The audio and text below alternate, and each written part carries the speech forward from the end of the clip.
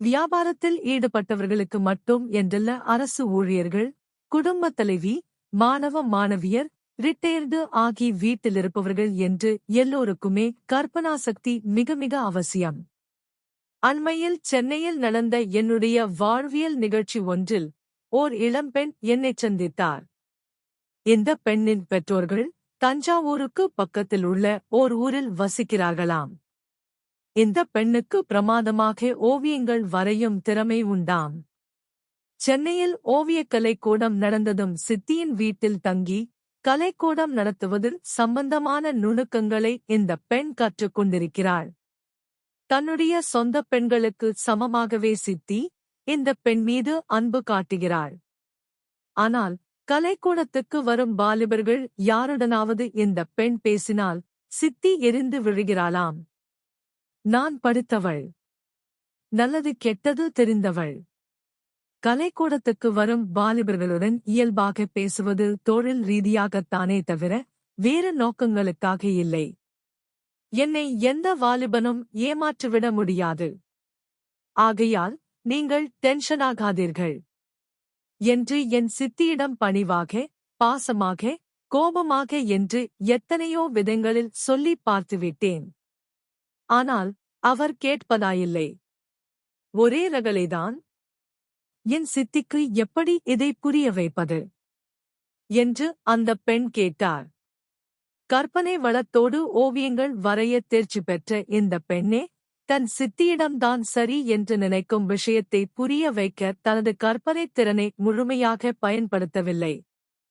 நான் அந்த இளம் பெண்ணாகவும் அந்த இளம் பெண்ணைச் சித்தியாகவும் நடிக்கச் சொல்லி ஒரு சின்ன ரோல் பிளே செய்து காட்டினேன்.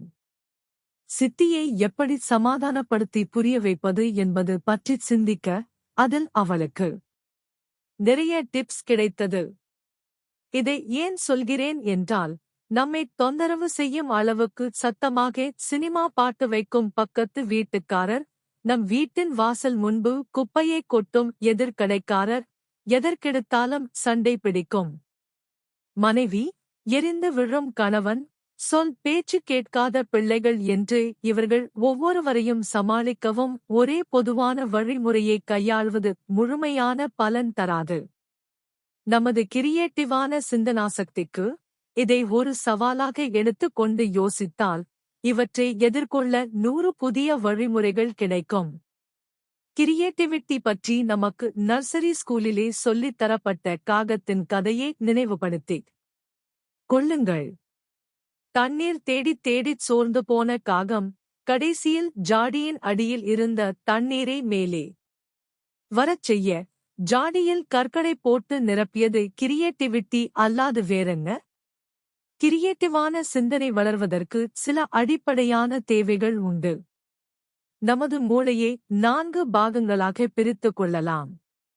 தர்க்கரீதியாகச் சிந்திக்கும்போது லாஜிக் என்ற முதல் பாகம் செயல்படுகிறது. திட்டமிடும் வேலையே பிளானிங் செய்யும்போது மூளையின் 2ஆம் பாகம் செயல்படுகிறது. 3வது பாகம் இன்ட்யூஷன் சம்பந்தமானது. அதாவது என்னமோ என் உள்மனசுக்கு படுது, பற்றி சொல்லுது என்று சொல்கிறோம் இல்லையா? கியூட். அதுதான் இந்த இன்ட்யூஷன். நாம் வாய்விட்டுச் சிரிக்கும்போது, அழும்போது, விளையாடும்போது, டான்ஸ் ஆடும்போது செயல்படும் பாகம் மூளையின் 4வது பாகம். இதைதான் எமோஷனல் என்று சொல்கிறோம். பொதுவாக பார்த்தால் ஆண்களுக்கு லாஜிக், பிளானிங் என்று 2 பற்றித்தான் நிறைய சிந்தனை.